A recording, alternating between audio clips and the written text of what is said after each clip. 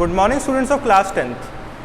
As you know that in the previous video we have discussed about federalism, and in today's video moving forward we will discuss about the balancing of power sharing, that how federalism helps in balancing of power sharing. ठीक है कि power sharing में हमारा federalism balance कैसे करता है, एक balance कैसे बनाता है।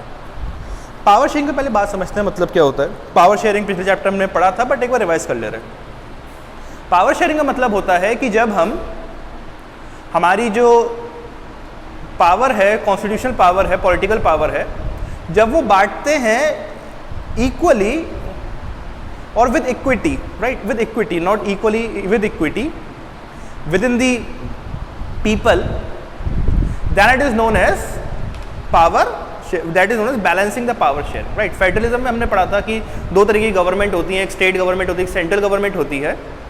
सो जो सेंट्रल गवर्नमेंट होती है और जो स्टेट गवर्नमेंट होती है उसके बीच में हमको पावर्स को क्या करना पड़ता है, बैलेंस करना पड़ता है, and that balancing is very important, right. Let us discuss the sharing of power between the federal and the state government could be mutually agreed upon and enriched in the constitution.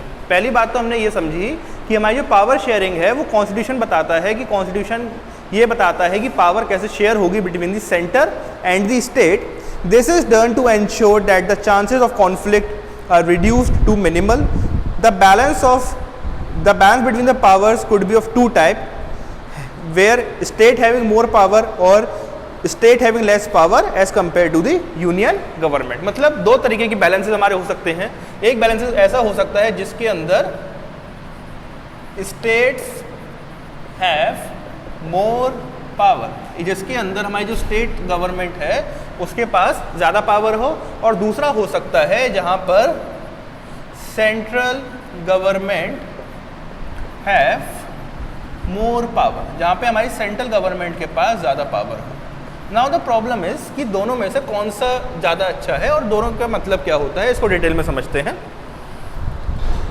This can be attributed to the basis of formation of states in an eventuality when states come together to form a bigger stronger union, they tend to seek and retain their identity to a larger degree but lose some aspect of their sovereignty, right। क्या होता है, जैसे हमारा एक state, हमारा एक देश है इंडिया। इंडिया के अंदर क्या हुआ है, अगर आप कॉन्स्टिट्यूशन पढ़ते हैं, so in the constitution they have written that India is a union of states, right. India क्या है, अपने आप में यूनियन है छोटी छोटी स्टेट्स का, स्टेट्स हैं बहुत सारी, राइट, और उन सब स्टेट्स को मिलाकर हमारा एक देश बनता है जिसको हम लोग इंडिया के नाम से जानते हैं, राइट। ऐसे ही क्या होता है कि जब जो है छोटी छोटी स्टेट्स मिलकर आती हैं तो हर एक स्टेट क्या होता है, कई बार अपनी सोवरेनिटी खो देती है, राइट। जैसे हमारे अलग अलग स्टेट्स हैं, उत्तर प्रदेश है, वेस्ट बंगाल है, तमिलनाडु है, आंध्र प्रदेश है। नाउ ऐसा हो सकता है कि तमिलनाडु, वेस्ट बंगाल और केरला साइड के जो हमारे लोग हैं, हो सकता है कि उनको ऐसा लगे कि हमारी सोवरेनिटी खो रही है because their language is not well spoken, या फिर हमारा जो हिंदी वाला बेल्ट जो है, हिंदी यहाँ पे ज़्यादा बोली जाती है, वो एरिया जो है कई बार जो है उसको इंडिया का पार्ट नहीं मानते हैं, कंसिडर नहीं करते हैं, राइट। सो इसी वजह से क्या होता है कि in an eventuality when states come together to form a bigger and a stronger union, they tend to seek and retain their identity to a larger degree but lose some aspect of their sovereignty. They come together for the purpose of more strength and security. but तब भी क्या होता है, सबकी सब state साथ रहती हैं, कुछ लोग ना माने बट सब लोग तो साथ रहते ही हैं ना, इंडिया के अंदर भी। सो यही है कि Australia and the United States of America are two such example, और ऐसी स्टेट्स को हम लोग क्या कहते हैं, कमिंग टुगेदर्स, राइट। ऐसी स्टेट क्या होती है हमारी, कमिंग टुगेदर, जिसके अंदर अलग अलग स्टेट्स मिलके साथ आती हैं और जो है एक कंट्री बनाती हैं। There is another model when the states are together and the central government give away some powers to its provincial government so that states can maintain their regional as well as cultural values and fulfill the aspiration of the people, right। मतलब क्या होता है, एक ऐसा भी state है जहाँ पे जो है पूरा एक बड़ा सा देश है, उसके अंदर जो स्टेट्स हैं, स्टेट्स के पास पावर कम है, right, and that is known as holding together.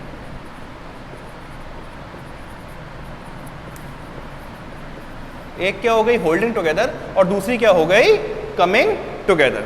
ठीक है, तो क्या है कि ऐसा जहां पर जो है स्टेट्स के पास ज़्यादा पावर होती है उसको हमने कहा कमिंग टुगेदर, और एक ऐसा जहां पर जो है स्टेट्स के पास कम पावर होती है, सेंटर के पास ज़्यादा पावर होती है, उसको हमने क्या होल्डिंग टुगेदर। और होल्डिंग टुगेदर का हमारा एग्जाम्पल है इंडिया, एंड कमिंग टुगेदर का हमारा जो एग्जाम्पल है वो हो सकता है हमारा यूएसए और ऑस्ट्रेलिया, राइट। वो क्या हो सकता है हमारा USA and Australia,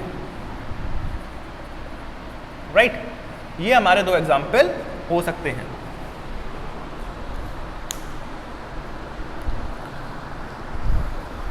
The features of federal government can be summarized as follows.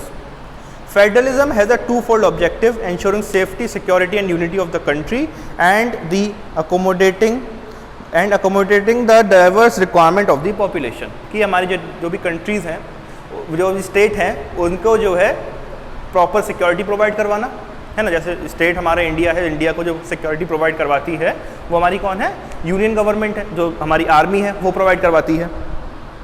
Federalism involves having more than one level of government. Federalism में एक से ज़्यादा लेवल ऑफ गवर्नमेंट्स होते हैं। जैसे हमारे इंडिया के अंदर डिफरेंट लेवल्स हैं, एक लेवल है यूनियन का, एक है स्टेट का और एक है लोकल लेवल। ठीक है, सो ये हमारे 3 लेवल्स ऑफ गवर्नमेंट हैं। पहला हमारा यूनियन लेवल, स्टेट लेवल और लोकल लेवल। ठीक है, सो ये हमारे 3 टाइप के गवर्नमेंट होती हैं। Next, federalism involve the jurisdiction of this government is restricted to legislation of specific subjects. कि हमारा जो लेजिस्लेशन होता है, वो हमारा जो कॉन्स्टिट्यूशन होता है वो ये बताता है कि हर एक स्टेट की क्या क्या पावर्स होती हैं, right. The subjects on which the different levels shall legislate are enriched in the constitution and thus cannot be violated or questioned, right। वो कॉन्स्टिट्यूशन बताता है कि हमारे जो है सब्जेक्ट्स क्या हैं, हमारा सब्जेक्ट मैटर क्या है, और उसकी वजह से वो वायलेट नहीं करा जा सकता है। Any changes to the constitutional provision in this regard cannot be unilaterally amended by either the state government or the central government। कि जो हमारे चेंजेस हैं वो सेंट्रल गवर्नमेंट और स्टेट गवर्नमेंट अकेले नहीं कर सकती हैं। इसके लिए जो है एक कॉन्स्टिट्यूशनल अमेंडमेंट करना पड़ता है। जब कॉन्स्टिट्यूशन के अंदर चेंज करा जाता है तो कॉन्स्टिट्यूशनल अमेंडमेंट के लिए जो है बाकी स्टेट से भी पूछना पड़ता है, बिना उनकी मंजूरी के जो है ऐसा नहीं हो सकता है। Revenue generation and sharing are specified. Local or regional governments have their own taxation system on certain spheres of economic activities, while the central government has its share of revenue generation. Share of total revenue collection may or may not be shared depending on the laws of the subject। कि जो revenue generation है कि हर एक state government या central government अपनी income कैसे कमाएगी, ये जो है कॉन्स्टिट्यूशन के अंदर बताया गया होता है। और कॉन्स्टिट्यूशन के अंदर ये भी बताया होता है कि उस इनकम को कैसे डिस्ट्रीब्यूट करेंगे, उस इनकम के अकॉर्डिंग ही, उस कॉन्स्टिट्यूशनल स्ट्रक्चर के अकॉर्डिंग ही जो है हमारे रेवेन्यूज बांटे जा सकते हैं। And the judiciary ensures that the constitutional provisions regarding federalism are not infringed and all parties uniformly interpret and implement the provision.